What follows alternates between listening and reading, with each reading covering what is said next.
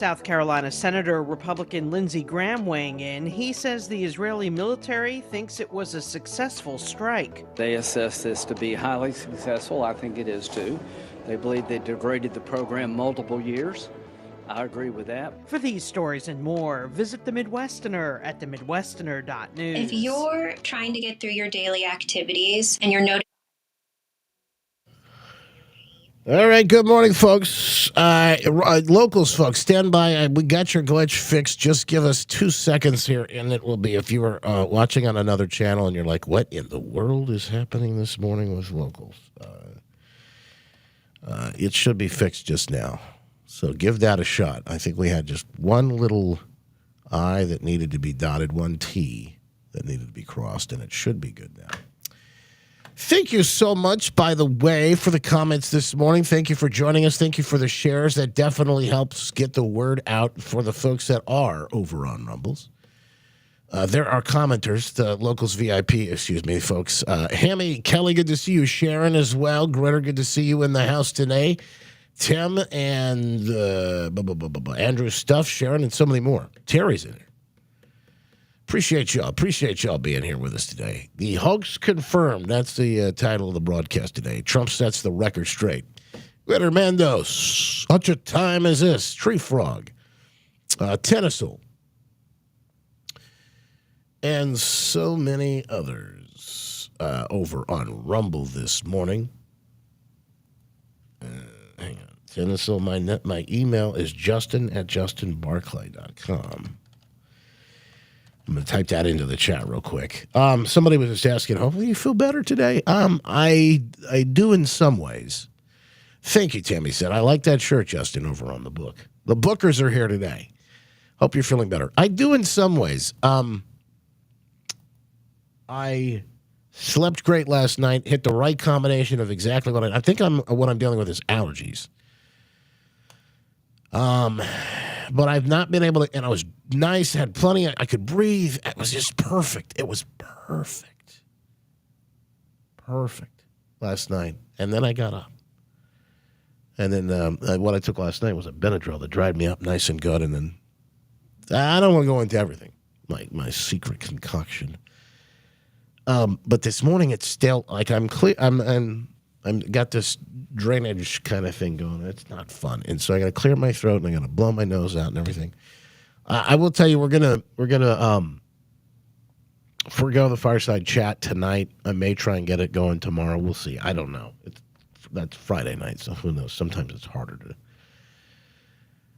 to pull that off on a Friday night. But I'm gonna, unfortunately, I just need to try and save the voice. So. That's where we are with that. Tammy, good to see you. America First is in the house. Bunny, Sharon, Page, Sherry, Karen, Jason, David, Judy, Christy, Mickey, and so many others over on Facebook today. Again, click share. Somebody's going to be in the running today. We're going to make a winner. Hang on. Back in just a second. I tried Zyrtec, and that didn't do it. Sudafed is not touching it. The good stuff. I'm in trouble. Hang on, folks. Back after it. You can join the program at any time at 616-774-2424. James Dixon joins us down I-75. Michigan's and Georgia are going to have that conversation at 9:35 today. Talk about all things Michigan. Uncle Ted yesterday has got some news stories as well about Michigan that we're talking about. The prices in energy through the roof, right? Gretchen Whitmer gave $8 million to Waymo. That's the automatic driving car company that Google owns, right?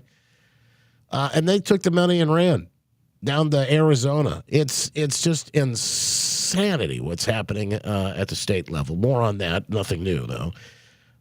Coming up in just a moment. I appreciate, I'm getting all kinds of great and helpful advice on what to take. I think that Claritin might be it's allergies. I've got the allergies. That's what, I don't know what it is. Some pollen or something. I don't know what's floating around right now, but it's hit me hard. So thank you so much for the advice on the behind the scenes live stream chat this morning. Let's hit the phones, as I said, and let's see. It is Ron in Grand Rapids. Good morning, Ron. Hey, good morning, Justin. I want to let you know that here in Grand Rapids, we pay more for using less of the city utility. Oh, yeah.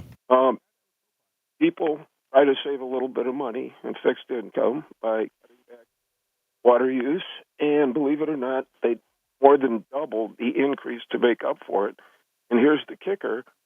The city saves 40% over what they used to have to pay for piping from Grand Haven since they went solar assisted over there. This is incredible. Yeah. Water is a vital resource, and if you can't save a little bit the edges by cutting back because they're going to double the rate increase, this is crazy.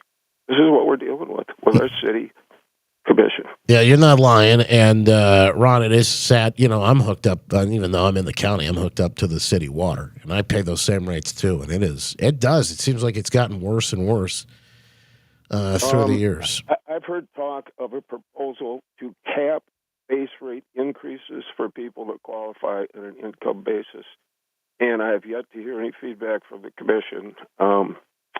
And this needs to be pressed into them, frankly. We've had plenty of money going elsewhere. They got to kick a little back. If 50% of the counties in Michigan, the seniors outnumber all the school-age kids. I mean, this is crazy. We need a little bit of help here. Ron, appreciate the call. Thanks so much. We're going to continue the conversation tomorrow, of course. Get in on it with us. Good friend from the Midwestern, Midwesterner.news. Kyle Olson will join us talking about that. And weigh in on whatever you like to talk about. We hit Trump more, by the way, from the NATO press conference yesterday. That was one for the ages. We aired that during the after show. You can catch that online. The iHeartRadio app or wherever you download your podcast, make it a priority. You can listen live and archive. While you're there, make sure you make us a preset as well. Back after this with West Michigan Live, powered by the Good Feet store today. Man, oh man, whether you want to get out and get after it with your kids or grandkids, I got 4 and 2. They're running around playing catching fish and turtles at the cottage the other day. That's a new thing. Like, I got to catch fish, got to catch the turtles. They love it. So sad. We got to get out. We got to get that last turtle. There was a little baby turtle that want to get out on the dock and you just take that net and hang it down there. My point is they're running around. This is what summer is all about, summer in Michigan. And don't spend your time, held up. You got foot pain, you got back pain. Look, I get it. I've had it all, all those issues that the Good Feet store may be able to help you out with. They've helped me. I walked right in. They were able to get me set up, and I could tell from the minute I slipped my Good Feet arch supports on that I felt it all just go away. You feel more balanced, you're more stable, your body just functions better. And I can finally enjoy all of those activities without paying for it later. If you're like me, and you want to live pain-free, go to the Good Feet store today. 28th Street, right in front of Costco, or in Portage on Westnedge, right in front of Kohl's. Come in and experience a Good Feet feeling for yourself. The Good Feet store. Live life to the fullest.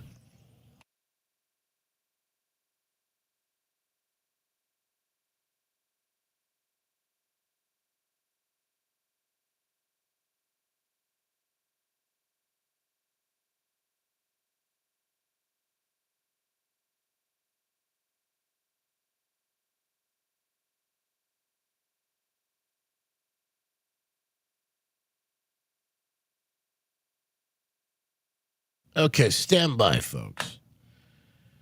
Stand by. Let me play some of this stuff from yesterday, too, because I want to get some of these clips in here. Secretary Trump and NATO. This is a good one. The guy calls him, the Secretary General of NATO there, Mark Rudy, is that his name? Calls Trump daddy at some point. Now that has been, it's made the rounds. People are laughing at it. They're chuckling at it. They're having fun with it. But I want you to watch Marco Rubio's face, because this is just part of the fun and the excitement that took place at the NATO meetings at The Hague yesterday. Mark Rutte, the NATO chief, who is your friend, he called you daddy earlier. Do you regard your NATO allies as kind of children? No, he likes me. I think he likes me. If he doesn't, I'll let you know. I'll come back and I'll hit him hard, okay? No? He did it very affectionate. Daddy, you're my daddy. Do you regard your NATO allies, though, as kind of like children? And they're obviously listening to you and they're spending more. And you're obviously appreciative of that. But do you hope that actually they're going to be able to defend themselves, defend Europe on their own. I think they need help a little bit at the beginning, and I think they'll be able to. And I think they're going to remember this day. And this was a big day for NATO. You know, this was a very big day. They took it. One of the gentlemen said, you know what? We've been trying to raise the rate for 30 years, he said, 20 years, from almost the beginning. And he's been there for a long time. He said, until you came along, it never happened. What you did is amazing. It's been sort of an amazing day for a lot of reasons, but also for that. Yeah, go ahead. Do you think they can do it without you, though, in the future? Can they do it without Well, ask the Mark. United States? I mean, you have to ask Mark. Yeah, was it interesting that back and forth yesterday? Pete Hegseth had a lot to say, too. But Marco Rubio's face during the whole thing says it all. It's just kind of funny to watch this. And he took some great questions yesterday, and some not so great questions, but the way he handled it, I thought was great. Here's Marco, Secretary of State, watching the back. It's from Sky News. Mark Rutte, the NATO chief, who is your friend, he called you daddy earlier. Do you regard your NATO allies as kind of children? No, he likes me. I think he likes me. If he doesn't, I'll let you know. I'll come back and I'll hit him hard, okay? No? He did it very affectionate. Daddy, you're my daddy.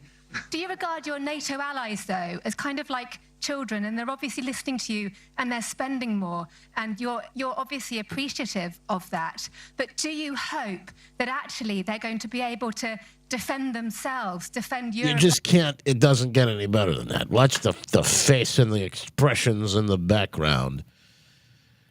Here he is again, the NATO chief, calling him Dear Donald, Dear Donald. Listen to this. This is another good one. Another great one. For too long, one ally, the United States, carried too much of the burden of that commitment.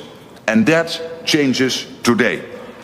President Trump, dear Donald, you made this change possible. Your leadership on this has already produced $1 trillion in extra spending from European allies since 2016. And the decisions today will produce trillions more for our common defense to make us stronger and fairer by equalizing spending between America and America's allies. For too long... Donald, dear Donald. We love you, dear Donald. Oh, Daddy. A fantastic moment yesterday. And again, I think the world stage is starting to really treat him and it the way that they should, the way this is all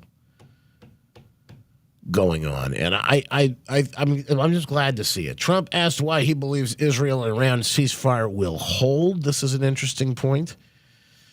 Yesterday at the NATO press conference, and you know, it's impossible to know whether something's going to hold and how long it's going to hold. But for right now, there's reason to believe that things are in a good place. You just said you believe the conflict between Israel and Iran is over. What makes you so confident it is? And what do you do if it isn't? Because I dealt with both, and they're both tired, exhausted. They fought very, very hard and very viciously, very violently, and they were both satisfied to go home and get out. And can it start again? I guess someday it can. It could maybe start soon. I think a big telltale sign was when, as you know, Iran somewhat, by not much, violated the ceasefire. And Israel had the planes going out that morning, and there were a lot of them, 52 of them. And I said, you got to get them back. And they brought them back. They didn't do anything. They brought them back. It was very good. I thought it was amazing, actually. They have fought a hell of a war. They fought very hard. I think the war ended, actually, when we hit the various nuclear sites with the planes. And I just hope you people can give these pilots, these are the best pilots in the world. They're the best shots in the world. They call them shots. That's what they are. And wait a minute. And I just hope you can give them the respect they deserve. Because hang on. Got to jump back on the air. James Dixon's going to join us here in a moment as well. Stand by for the latest. Let's check markets, too. We just had an open here. Let's see where we're at. So oil was down. Lots of green out there today.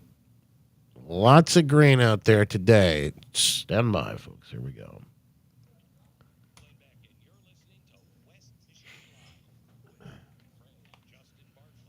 The Glenn Beck program coming up at 10 on Wood Radio.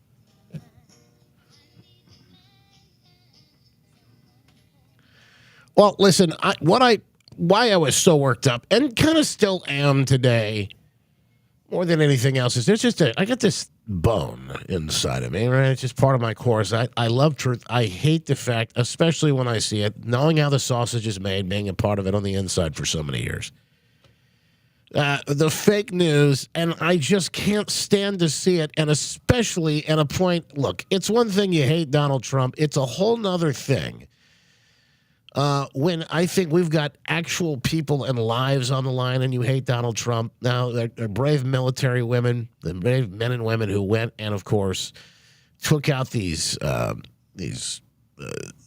nuclear facilities in Iran, and the courage that it took to go on this mission, flying 36 hours in those B-2 bombers and the bombs that were specifically developed for this mission and all of the things that went into it.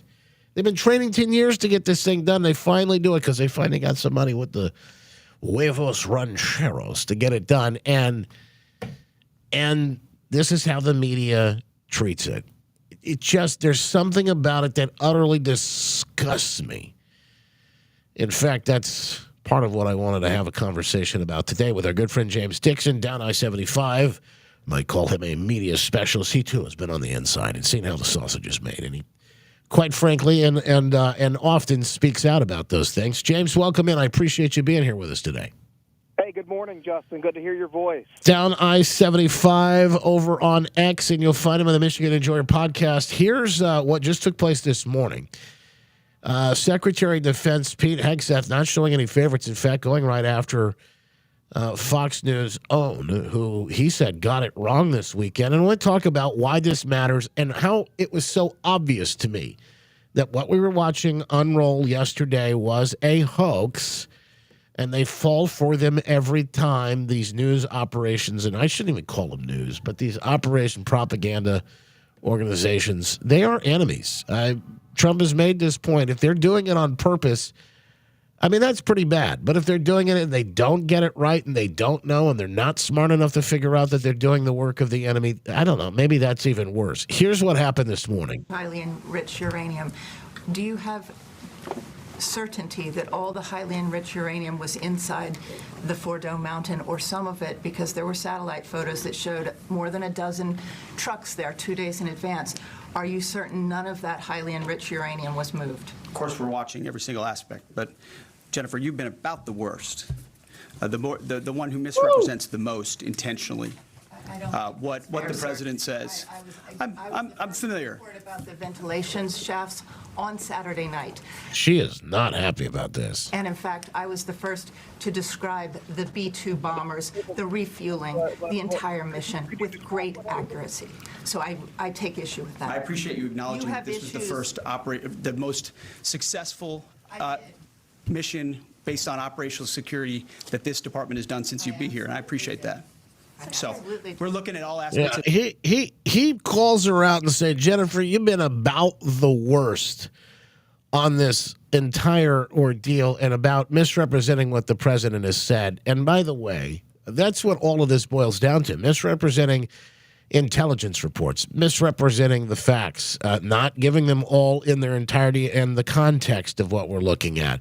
It all boils down to spin and fake news, and they hate the president so much that they're willing to put the lives of our brave men and women that are fighting for this country and others at risk. They just don't care. They hate him that much. You know, Justin, what I find incredible about this is that they're bad at propaganda, too. We knew they were bad at news, and the distinction I would make is that news tells you things you don't know. Propaganda tells you what to think about things. So you might agree with it or disagree with it, but propaganda exists to change your mind. And that's what they were trying to do. And what they tried to do by releasing these half reports and, this intelligence report says this, there was no reason to believe what they were saying, that these strikes were not effective. It was way too early to have known something like that, which means they weren't reporting the truth. They were telling you what they wanted you to think. Do you think we ever see an end to this? I mean, this administration has been pretty crafty about how they have handled some of these things. In fact, yesterday, when they were at NATO, I thought Trump had one of the most measured responses to everything. And he was sort of in a different, he had a bit of a different and a very presidential glow, but he was in a different kind of sort of leadership role on the world stage. I'm not saying that he didn't and wasn't straightforward about certain things, but to this particular subject, he said, I'd have Secretary of Defense Pete Hegseth come up and speak about it. And Hegseth read them the Riot Act. Again, you got more of that today in the press conference there at the briefing at the Pentagon. But it is, to me, it was very obvious what we were watching play out yesterday. I made the point on this. I don't think it could be any more clear. But do you think? I mean, the American people seem like they're waking up to it. And let me just I'll throw this out there, and then you can comment. But James, they've got new polling out, so look. We know a bit of how people think about this. There's a 19-point margin. Stunning new poll finds a huge 19-point margin. Americans approve of President Trump's bombing and obliterating Iran's nuclear facilities. 58 to 39%. On the ceasefire, Trump has an approval rating of plus 46 points. It's 66 to 20% on the ceasefire. So people like this strength, right? This peace through strength idea, and they like the fact that President Trump is a leader, despite, again, what the fake news tries to pull off on a daily basis. And think about what the media is trying to do here. So by saying that Iran's nuclear program was not obliterated, what they're admitting is that Iran has a nuclear program that would need to be obliterated. Which, to the Iranian argument, their argument is we don't have it. It's just for peaceful. They're mostly peaceful nukes.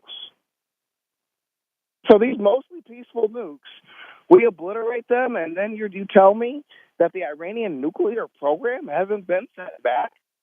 What Iranian nuclear program? So they're not even smart enough to be internally consistent. They're supposed to be saying that Iran doesn't have these, and it's Iraq. Trump is out in search of ghosts and weapons of mass destruction that don't exist. He's not supposed to say that he didn't get all of them. If anything, their argument is one that would lead to more strikes. It doesn't invalidate the strike that did happen. Yeah, it's a really interesting point. James Dixon with us right now, down now 75 over on X, and also at the Michigan Enjoyer podcast. Well, the interesting thing to me is Trump has single-handedly then gotten them to admit this. As you mentioned previously, he really hadn't. They hadn't had any actual admission that this thing they wanted for their nuclear energy is what this is all about. And so now we've got them doing a complete 180. But are the people catching on to this? Is I guess what I'm really asking. I'm concerned, and I don't know. It's a different area, but New York City just. When you get through the primary, this extremist Muslim and communist who could end up being the mayor of New York City. I think this is one of those things where weak men make hard times. And someone made this great point on Twitter that socialism is like polio. At this point, it's been so long since people had a real brush with it that they don't think it's a real threat anymore. So I think New York City is going to end up being our guinea pig.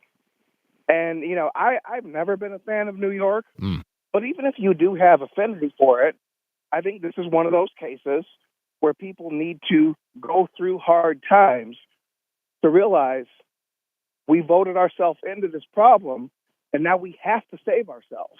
Yeah. No one has a right to an eternally stable and rich New York City. It could all go away. I will say, and I fully believe this, we are officially in the find out era. And we're going to find out, and real quick, and unfortunately the people that are going to be hurt the most by this are probably some of the people that voted for this guy. The Absolutely. folks that can afford it, they'll leave. They'll just leave. And they won't come back. Hey, yesterday, let's talk Lansing. Uncle Ted was there talking about hunting, and boy, he lit up the DNR. That's insanity. And the people who enforce it and create these policies would qualify as insane. And they've ran people out of this state. An 18-year-old boy who got into bow hunting because of my TV show got a ticket because his bow case wasn't zipped up. There's a law in Michigan that wildlife policy has to be based on science. What's the science of a bow case? That's immoral.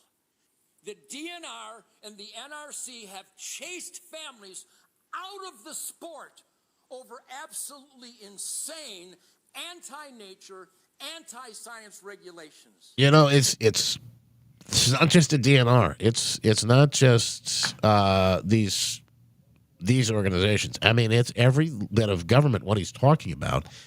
When you have progressives, when you have these crazies at the helm, this is exactly what you do. You chase people away, chasing business out of the state. It's all. It's an example. This is an umbrella for everything, really. They view us as a problem to be solved or a deep pocket to reach into for tax revenues. It would never occur to them to serve us.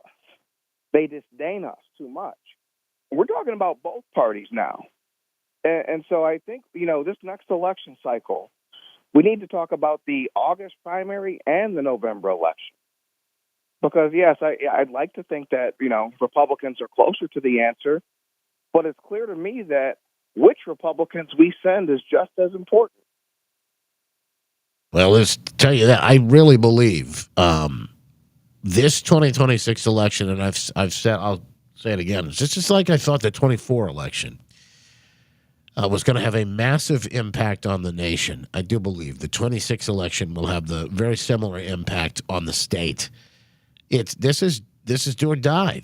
We're at a crossroads here. Whether we take this state back or not, whether we have a thriving Michigan, a place where business can be confident to come in, a place where people can feel like they've actually got the freedom and liberty to create whatever life it is that they want to create, or a place that continually drives people away. It's all on the line here in 26 here in Michigan. In 2027, we will be a different state. We will either be a state that's in hospice and in its last years and its last days, or it's going to be a new era. It's going to be morning in Michigan again. And so, we kind of need to talk over this next year and a half about both. We need to talk about the carrot and the stick. We need to show people the ledge. This is what's possible if you stay on the current course and think that things are fine. But this is what's possible if you choose to save your state. You can't do it for Donald Trump this time, only for yourself and your family. James Dixon, down I-75 over on X. And as always, Michigan Enjoyer Podcast. Appreciate you taking the time. What are y'all working on? Anything big you want to promote before we let you go? Good stuff. We're going to be talking about Don't Just Say No. It's the approach to ranked choice voting and anything else on the millage. If you don't support it, just say no. Just say no. Speaking of which, ranked choice voting, you talk about a nightmare. Hey, thank you, brother. I appreciate you as always, my friend. Thank you, Justin. God bless. Back with more. After this, don't go anywhere. Don't miss a minute. We're back next.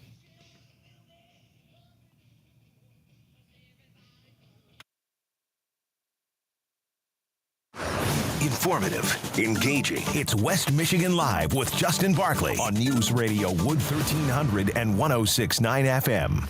Here are your headlines from the Midwesterner this Thursday, June 26th. I'm Robin Poffman. It's a Midwesterner.news original story. More bad economic news today for Governor Whitmer. Here in Michigan, at least 700 employees at 7 companies losing their jobs this month. This unfortunately contributes to Michigan's already high unemployment rate, which is one of the highest in the country. The numbers are in, and marijuana sales here in Michigan slipping for a fourth month in a row compared to last year. This as Governor Whitmer pushes higher taxes on wholesale marijuana.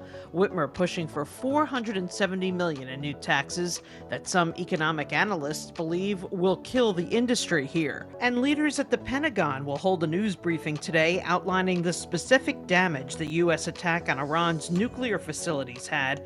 President Trump appears fed up with fake news CNN reporting that little damage was done.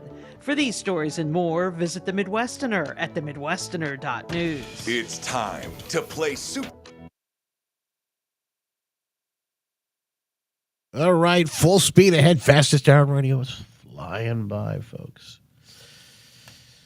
Flying right by. Appreciate you being here with us today. Markets are opened right now. We've got lots of green on the screen. What are we looking at? Up over 200. The Dow, S&P up, NASDAQ up. Lots of green. Stocks rises, S&P near at 500 nears record highs, according to the headlines on CNBC. Whoops. All right.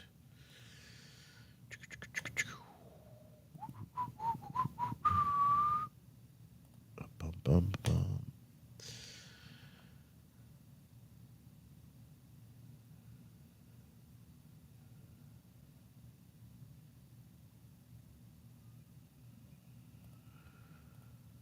Okay. Okie dokie. Here we go. Let me see. Let me tell you. Oh, this moment. If you watched with us yesterday in the after show, this moment from Ukraine. Listen to President Trump and how he handles this, too. This is really, it's great insight into who he is. Watch what happens when a reporter from Ukraine asks. There's a reason the president calls out fake news for what it is. These pilots, these refuelers, these fighters, these air defenders, the skill and the courage it took to go into enemy territory flying. I don't think that's the right link. But this is a good one. Hang on. 36 hours on behalf of the American people and the world to take out a nuclear program is beyond what anyone in this audience can fathom. And then the instinct of CNN, the instinct of the New York Times is to try to find a way to spin it for their own political reasons to try to hurt President Trump or our country. They don't care what the troops think. They don't care what the world thinks. They want to spin it to try to make him look bad based on a leak. Of course, we've all seen plenty of leakers. And what do leakers do? They have agendas. And what do? Do they share the whole information or just the part that they want to introduce? And when they introduce that preliminary report that's deemed to be a low assessment, you know what a low assessment means? Low confidence in the data in that report. And why is there low confidence? Because all of the evidence of what was just bombed by 12 30,000-pound bombs is buried under a mountain, devastated and obliterated. So if you want to make an assessment of what happened at Fordo, you better get a big shovel and go really deep, because Iran's nuclear program is obliterated. And somebody somewhere is trying to leak something to say, oh, with low confidence, we think maybe it's moderate. Those that dropped the bombs precisely in the right place know exactly what happened when that exploded. And you know who else knows? Iran. That's why they came to the table right away, because their nuclear capabilities. This is what I said yesterday. This was it. Have been set back beyond what they thought were possible because of the courage of a commander-in-chief who led our troops, despite what the fake news wants to say. Could you think of any better choice for somebody to defend the president in that moment and what he had to say? I mean, it was perfect. President Trump just stood there. He was just very presidential yesterday. A straight up, just a leader. Just a straight-up leader. So we got video of those bombs being dropped. Video of the bombs coming up. We're going to get into that. And got a big after show. Stand by, plugging it all in for you in just moments. Here we go.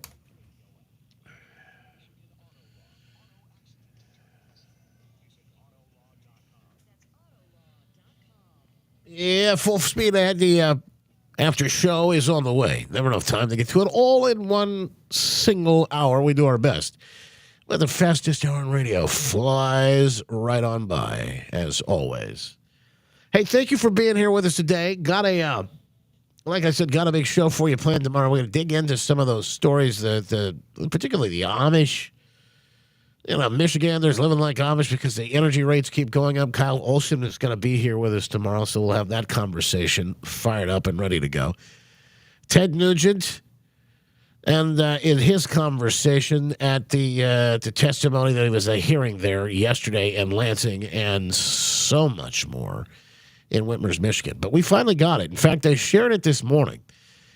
There's video of what these bunker busters do. It was shared at the press conference at the Pentagon this morning by Raisin Kane, General Dan Raisin Kane, and it is a doozy. We'll talk about that and more coming up in the after show today. So stick with us. You can get the after show, Facebook, Twitter, X, Rumble Getter, Locals, and the iHeartRadio app, wherever you download your podcast. Make sure you do. The Glenn Beck program is coming up next. In the meantime, we wish you the best. Back here and back at it. The news never stops. Why should we? Make it a great one. God bless.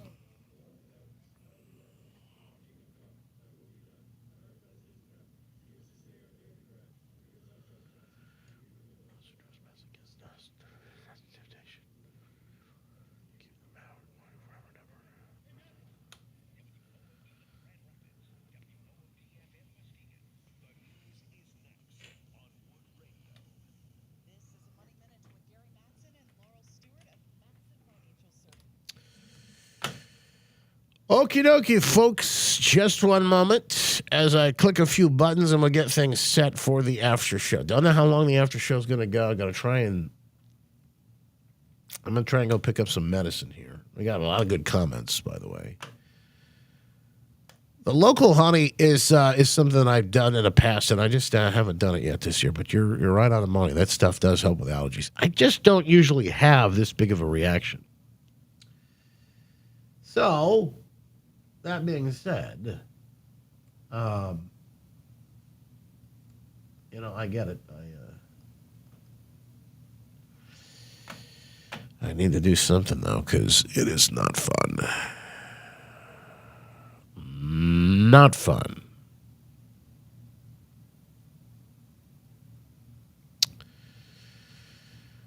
Yo. All right, here we go, folks. Stand by.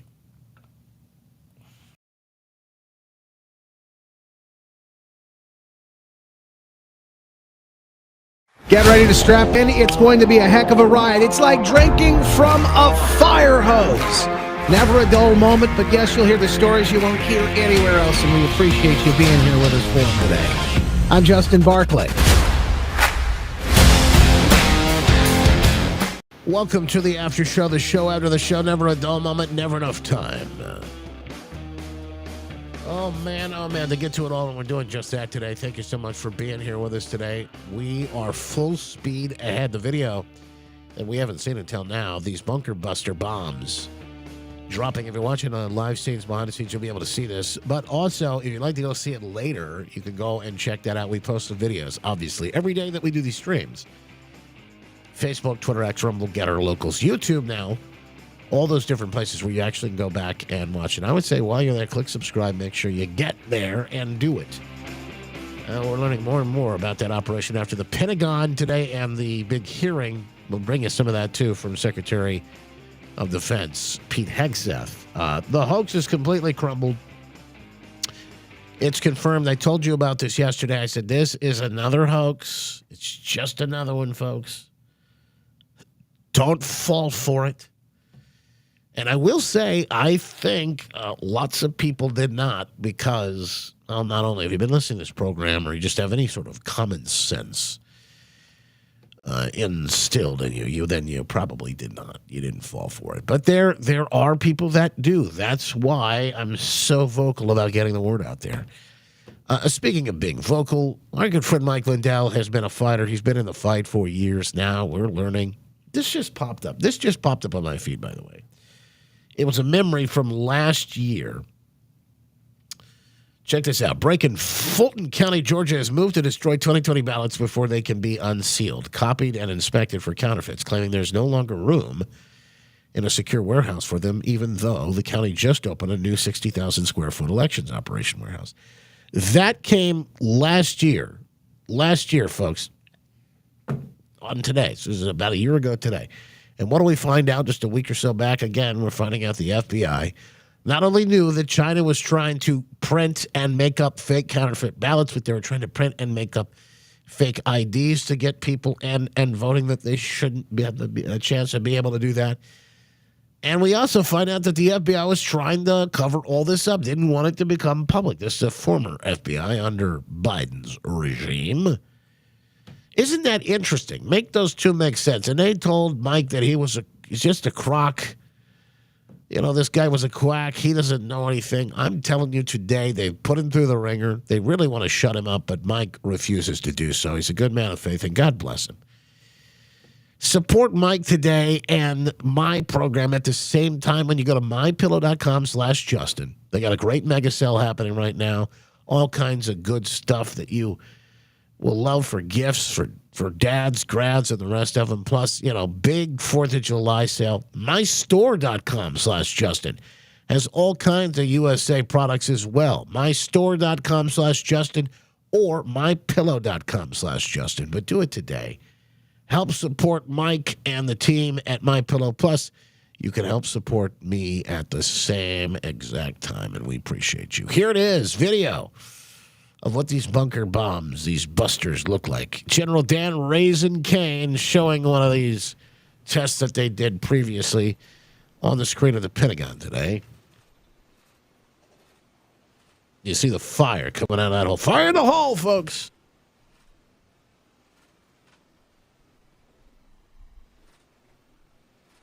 Look at the size of that thing. It goes right inside, penetrates the ground.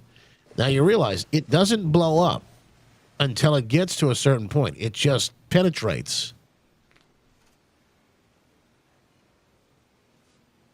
Keep it going for a minute. You'll see inside the mission space.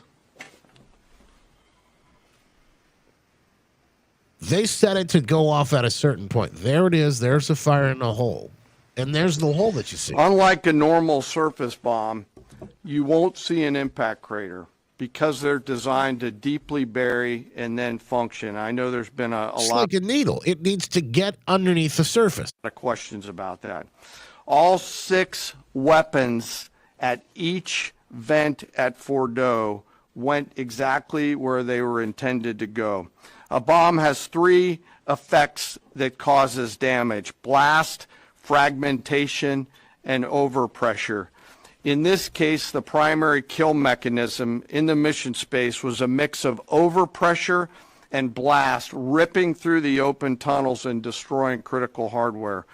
The majority of the damage we assessed based on our extensive modeling was a blast layer combined with the impulse extending from the shock. Imagine what this looks like 6 times over. It's incredible. The technology that, now again, these particular bombs, these particular bunker busters, bunker busters are, they're, terminology, right? It's been out there and around for a while. But this particular, the GBU 57 MOPs work like any other, he says. Any other. Unlike normal surface bomb, you don't see an impact crater because they're designed to deeply bury and then function. All 6 weapons at each vent at Fordo went exactly where they were intended to go. Folks, this is a mission and a success unlike anything that you have ever seen before, and it is. It's just a shame that it's been treated the way it has. It's just a shame. Because at the same time, you have this success on just a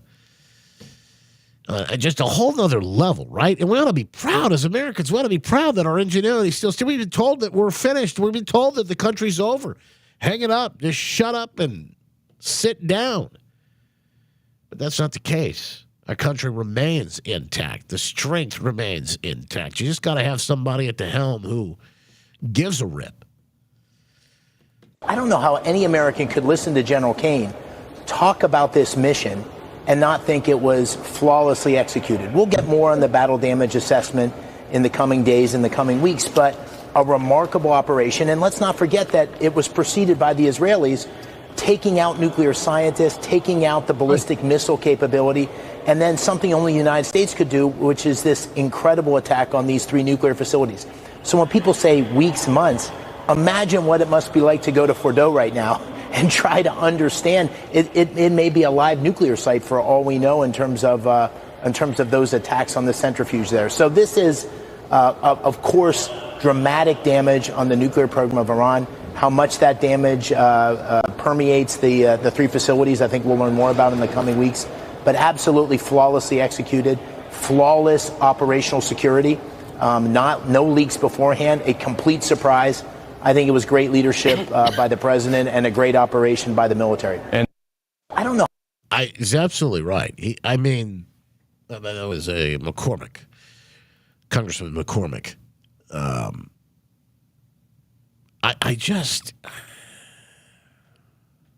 I cannot imagine. I just cannot imagine anybody having any common sense looking at this and thinking any other way. By the way, President Trump already speaking out about the news conference this morning at the Pentagon. One of the greatest, most professional, most confirming news conferences I've ever seen. The fake news should fire everyone involved in a witch hunt and apologize to our great warriors and everyone else. He's right. It was a very different press conference.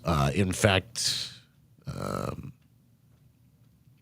there was one moment. This is, I think, one of the moments that stands out the most to me, because they're trying to play these games, and Secretary of Defense Pete Hegseth says, he goes, we're not doing that anymore. We're not playing your games anymore. There was one specific, they're trying to get him, why didn't you say that there were women involved in this? And he says, of course there are women. We want more women to be involved in this. We want women, but we want all the folks to be we're not playing these racist, sexist division games. Listen to how he handled this. Why not acknowledge the female pilots that also participated in this mission? The early messages that you sent out only congratulated the boys. So when I say something like our boys and bombers, see, this is the kind of thing the press does, right? Of course, the chairman mentioned a female bomber pilot. That's fantastic. She's fantastic. She's a hero. I want more female bomber pilots. I hope the men and women of our country sign up to do such brave and audacious things. But when you spin it as, because I say our boys and bombers as a common phrase, I'll keep saying things like that, whether they're men or women. Very proud of that female pilot, just like I'm very proud of those male pilots. And I don't care if it's a male or a female in that cockpit, and the American people don't care. But it's the obsession with race and gender in this department that's changed priorities. We don't do that anymore. We don't play your little games. Yes. Absolutely loved it. Was like I said, this was a sort of a press conference, a briefing unlike anything else I have seen. And there's actually more from. Let's get into some of these other pieces, because like I said, it's 45 minutes. We only have highlights really to go through. But it's like 45 minutes worth of a press conference live from the Pentagon. So here's what we have. Some of the different highlights.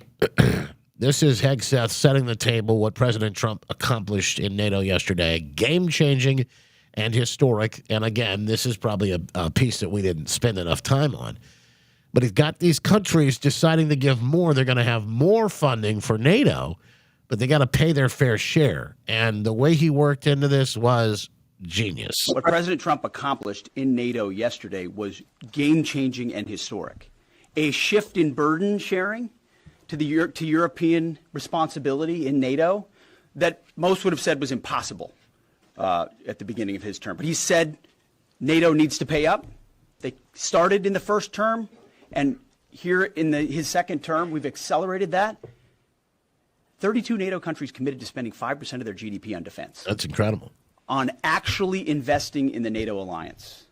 So I hope with all the ink spilled, all of your outlets find the time to properly recognize this historic change in continental security that other presidents tried to do, other presidents talked about. President Trump accomplished it. It's a huge deal. It is, and again, it's probably one that we didn't have enough time really to talk about in the last day or so, but one worth talking about. Here he is with the intelligence reports, the latest on the strikes. This is a good one because this really lays out for folks everything you heard the last day or so, the last 24 hours, how it was fake news, why it was designed to make you feel a certain way and folks react a certain way, and of course, ultimately to throw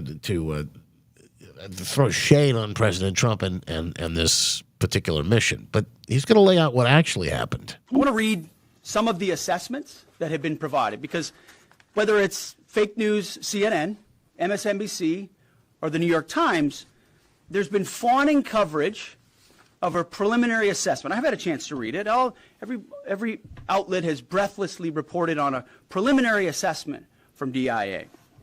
I'm looking at it right now. Again, it was preliminary, a day and a half after the actual strike, when it admits itself in writing that it requires weeks to accumulate the necessary data to make such an assessment. It's preliminary. It points out that it's not been coordinated with the intelligence community at all. There's low confidence in this particular report.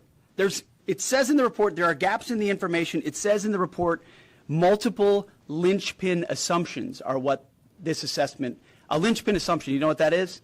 That means your entire premise is predicated on a linchpin. If you're wrong, everything else is wrong. And yet, still, this report acknowledges it's likely severe damage. Again, this is preliminary, but leaked because someone had an agenda to try to muddy the waters and make it look like this historic strike wasn't successful. I'm going to get to the chairman in a moment because he's going to lay out the particulars for you based on his professional military experience. But here's what other folks are saying. The DIA that put that report out says that this is a preliminary low-confidence report and will continue to be refined as additional intelligence becomes available. You know, I must have missed CNN telling us a piece about this. I must have missed CBS saying, like, hey, there's a report out that says, and by the way, it's a low confidence, it's initial, there's not a lot of information here, but they say that maybe, but of course, maybe not, this is what happened. So they don't tell you any of that. When you get down to the specifics and why the context matter, they spend everything on purpose. How about the Israeli Atomic Energy Commission? The devastating U.S. strikes on Fordow destroyed the site's critical infrastructure and rendered the enrichment facility inoperable. Have any of these quotes made their way into the New York Times or the Washington Post? Great. MSNBC? Great question. CNN? Any of these quotes? How about this one? This is a new one from the UN, the United Nations. No friend of the United States, or certainly Israel often. Here's the head of the UN Atomic Energy Agency this morning, Rafael Grossi. U.S. and Israeli strikes caused enormous damage to Iran's nuclear sites. Don't take my word for it. How about the IDF's chief of staff? I can say here that the assessment is that we significantly damaged the nuclear program, setting it back by years. I repeat, years. The Iranian foreign minister, the spokesman, our nuclear installations have been badly damaged, that's for sure. I'm sure that's an understatement. John Radcliffe, the director of the CIA, putting out a statement just last night. CIA can confirm that a body of credible intelligence indicates Iran's nuclear program has been severely damaged by recent targeted strikes. This includes new intelligence from a historically reliable, very different than preliminary assessment with low confidence. He's saying historically reliable and accurate source and method that several key Iranian nuclear facilities were destroyed and would have to be rebuilt over the course of years. CIA continues to collect additional reliably sourced information to keep appropriate decision makers fully informed. How about DNI Tulsi Gabbard yesterday? She writes, and I quote, "New intelligence confirms what POTUS has stated numerous times. Iran's nuclear facilities have been destroyed." Institute for Science and International Security President David Albright, overall Israel and U.S. attacks have effectively destroyed Iran's centrifuge enrichment program.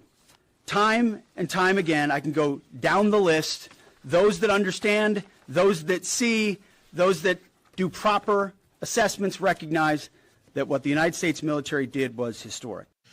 You know, there are going to be people I'm watching people talk about this in the chat right now in the comments. I agree. I mean, there's going to be people that just do not, it doesn't matter what you say. It doesn't matter what they find out. They don't care. It's because Trump derangement syndrome is a real thing. It completely disconnects people from reality. It really does. And it's a shame, but it's exactly what these folks are counting on, what they're preying on. Secretary of Defense, Pete Hegseth, actually mentions that and who the real victims are. There are so many aspects of what our brave men and women did that because of the hatred of this press corps are undermined because people are trying to leak and spin that it wasn't successful. It's irresponsible. And folks in this room are privy to that information because of the proximity here in the Pentagon. It's an important responsibility. And time again, classified information is leaked or peddled for political purposes to try to make the president look bad. And what's really happening is you're undermining the success of incredible B-2 pilots and incredible F-35 pilots and incredible refuelers and incredible air defenders. I think they're going to go after these people. I think whoever the leakers are, I think they're going to get prosecuted. Treason may be a high bar for them in race, but I believe it is. But you're going to see a Department of Justice after these people in ways that we haven't seen before. I think you're going to see folks charged. Who accomplished their mission, set back a nuclear program in ways that other presidents would have dreamed. How about we celebrate that? In fact, what did that look like? General Raisin Kane laying out the specifics. Chairman of the Joint Chiefs of Staff telling the story of the brave Patriot missile defense crews who led the defense of the Al Udeid air base from Iran's counterstrikes. These are the people that they tried to fire on. You know, this is wild. But did you know that just a couple of people there, they moved everybody out in time. They had warning that the strikes were coming. Just a couple of people there. Listen to the courage of what these young men did. First, on Monday, as the president has stated, on Monday morning we began to receive indications and warnings that Iran intended to attack U.S. bases in the region. That morning, building on the work that CENTCOM Commander Eric Kurilla had done, and on the orders of the president, at Al Udeid Air Base in Qatar and around the region, we assumed a minimum force posture. Most folks had moved off the base to extend the security perimeter out away from what we assessed might be a target zone, except for a very few Army soldiers at Al Udeid. At that point, only 2 Patriot batteries remained on base, roughly 44 American soldiers responsible for defending the entire base, to include CENTCOM's forward headquarters in the Middle East, an entire air base, and all the U.S. forces there. The oldest soldier was a 28-year-old captain. The youngest was a 21-year-old private who'd been in the military for less than 2 years. So let's put ourselves out there for a second. Imagine you're that young first lieutenant, you're 25 or 26 years old, and you've been assigned as the tactical director inside the command and control element. You, at that age, are the sole person responsible to defend this base. Listening next to you is your early warning operator whose job is to notify you of imminent attack. There's 5 people inside a vehicle and 5 people outside of a vehicle around these, a total of, as I said, 44. By the way, you've sat in the Middle East for years, deployed over and over again, extended multiple times, always being prepared, but unsure of when that particular day will come that you must execute your mission and not fail at doing it. In this case, these Patriot crews were deployed from Korea and Japan as part of our U.S. forces there to ensure that we had the most capable missiles in the CENTCOM area of responsibility. As the day continues, you start to hear more and more chatter in the information space about a pending attack. And as the sun starts to set in the west, you get orders from your higher headquarters to make sure that your missile batteries are pointed to the north. There are just a few other teammates. It's hot, you're getting nervous, and you expect an attack. Outside of those Patriot vehicles, your hot crew, which is 1 NCO and 4 additional soldiers, turns a key and relinquishes control of those missiles to that young lieutenant inside the vehicle, and you wait. You know that you're going to have approximately 2 minutes, 120 seconds to either succeed or fail. And then at approximately 12:30 p.m. on Monday, that's 7:30 p.m. in Qatar, as the sun sets in the west, Iran attacks. As the targets were detected, round after round of Patriot missiles are ejected from their canisters by an initial launch charge. Then the main solid rocket motor ignites. You can feel this in your body if you've ever been around a Patriot taking a shot. And round after round goes out and guides against those missiles coming inbound. We believe that this is the largest single Patriot engagement in U.S. military history. And we were joined in this engagement by the Qatari Patriot crews. I'm not going to tell you how many rounds were shot, but it was a bunch because of classified purposes. And we're aware that there's reports of something getting through. What we do know is there was a lot of metal flying around.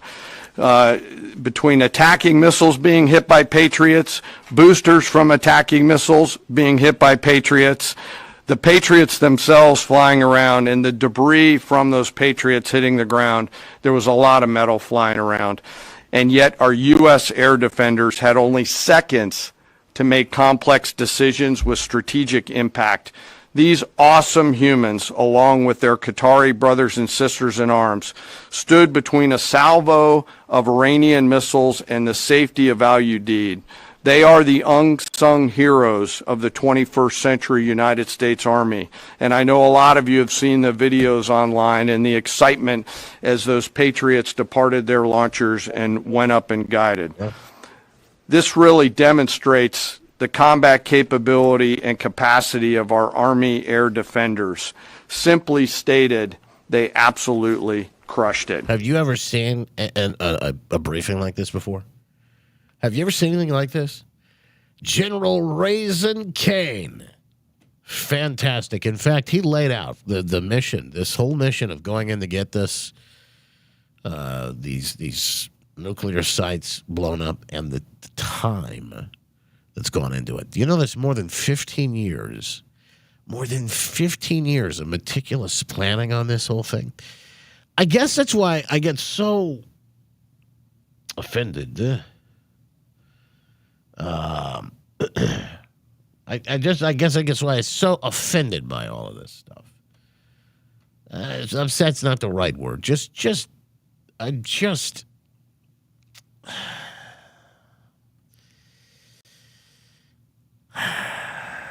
The truth, it matters, folks. The truth matters, and now more than ever. And we're going to be yanked around. We've been yanked around for a long time, but you just need to know. You need to know the truth. We got breaking news. I'm going to give you the latest on a Supreme Court ruling just came down in just a moment. Stand by. But first, this message. I'm Dr. Kirk Elliott, founder of Kirk Elliott Precious Metals. After being in the industry for more than a decade, I knew there was a better way. It's an exciting time to invest in gold and silver with the most significant bull market I've ever seen. But please don't overpay for your stuff. At KEPM, we focus on low-cost bullion only, and we don't charge a commission when you sell. We would love to connect with you, so call our office at 720-605-3900 or go to goldwithjustin.com today. All right, here's some of it coming in right now. The breaking news. Supreme Court just sided with the South Carolina, the state, in ruling that allows the states, each state, to cut Medicaid funding to Planned Parenthood. So it's another big win. Here's a little bit from Fox right now, the reporting on that this. Nationwide injunctions decision. Can the Supreme Court, can a federal judge anywhere in the country, any 700 of them, put policy and executive order on hold for the entire country? We think we'll have our answer around 10 a.m. tomorrow morning. Shannon, who's got their sneakers on in order to get those documents to you? Oh, she didn't hear me. That's a good question. It's a good question. All right, so they got another couple of big reports that are coming out and big rulings coming out. We'll have today and tomorrow. So those are just some of the big reports. We got more coming. Speaking of reports, the last 15 years or more, they've been planning what they did in Iran. Let me next move to a walkthrough of the GBU-57 massive ordnance penetrator weapon and share a little bit about the planners who did this and their work on the weapon. First, let me set the stage for you. There's an organization in the U.S. called the Defense Threat Reduction Agency, DTRA. DTRA does a lot of things for our nation, but DTRA is the world's leading expert on deeply buried underground targets. In 2009, a Defense Threat Reduction Agency officer was brought into a vault at an undisclosed location and briefed on something going on in Iran. For security purposes, I'm not going to share his name. He was shown some photos and some highly classified intelligence of what looked like a major construction project in the mountains of Iran. He was tasked to study this facility, work with the intelligence community to understand it, and he was soon joined by an additional teammate.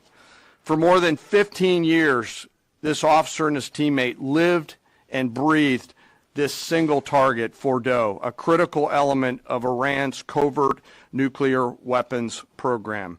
He studied the geology. He watched the Iranians dig it out. He watched the construction, the weather, the discard material, the geology, the construction materials, where the materials came from. He looked at the vent shaft, the exhaust shaft, the electrical systems, the environmental control systems, every nook, every crater, every piece of equipment going in and every piece of equipment going out. They literally dreamed about this target at night when they slept. They thought about it driving back and forth to work, and they knew from the very first days what this was for. You do not build a multi-layered underground bunker complex with centrifuges and other equipment in a mountain for any peaceful purpose. They weren't able to discuss this with their family, their wives, their kids, their friends, but they just kept grinding it out. And along the way, they realized we did not have a weapon that could adequately strike and kill this target. So they began a journey to work with industry and other tacticians to develop the GBU-57. They tested it over and over again, tried different options, tried more after that. They accomplished hundreds of test shots and dropped many full-scale weapons against extremely realistic targets for a single purpose: kill this target at the time and place of our nation's choosing. And then, on a day in June of 2025, more than 15 years after they started their life's work, the phone rang and the President of the United States ordered the B-2 force that you've supported to go strike and kill this target. Yesterday, I had the incredible honor and privilege of spending time with these two Defense Threat Reduction Agency officers who've given so much. One of them said, quote, "I can't even get my head around this. My heart is so filled with the pride of being a part of this team. I am so honored to be a part of this." To you both, thank you, and thank you to your families.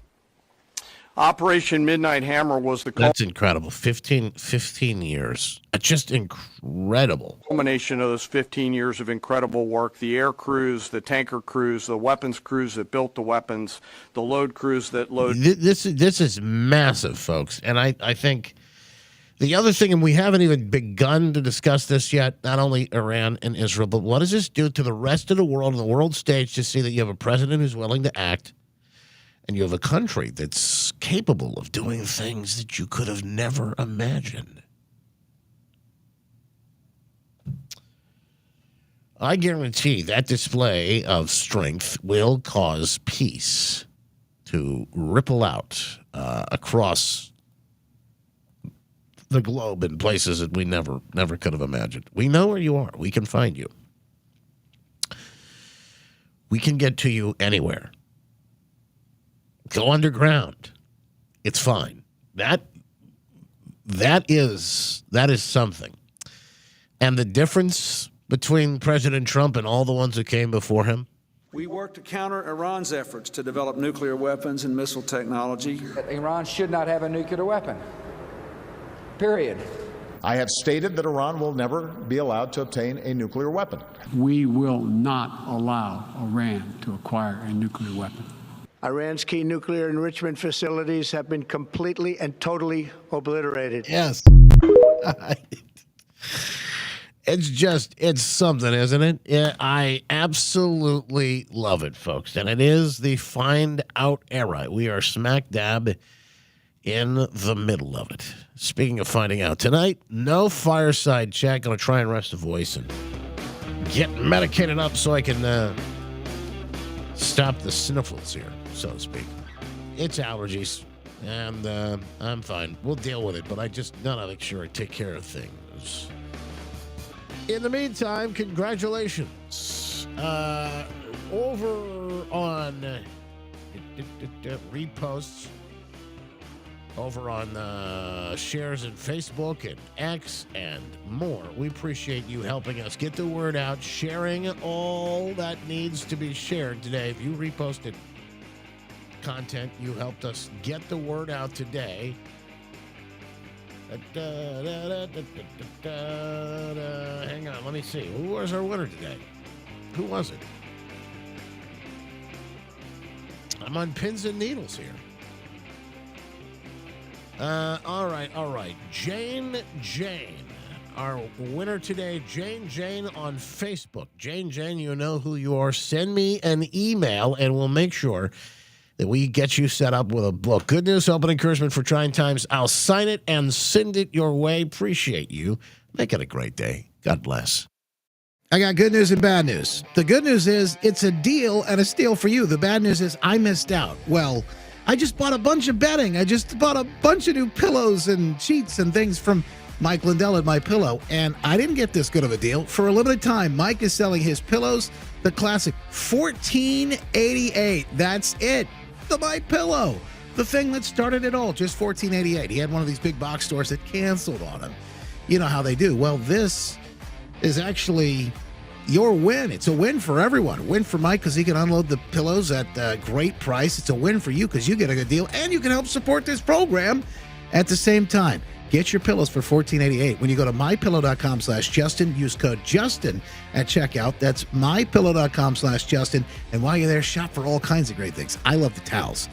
The best towels I've ever used in my entire life because Mike's got all kinds of great goodies at mypillow.com/Justin. Do it today.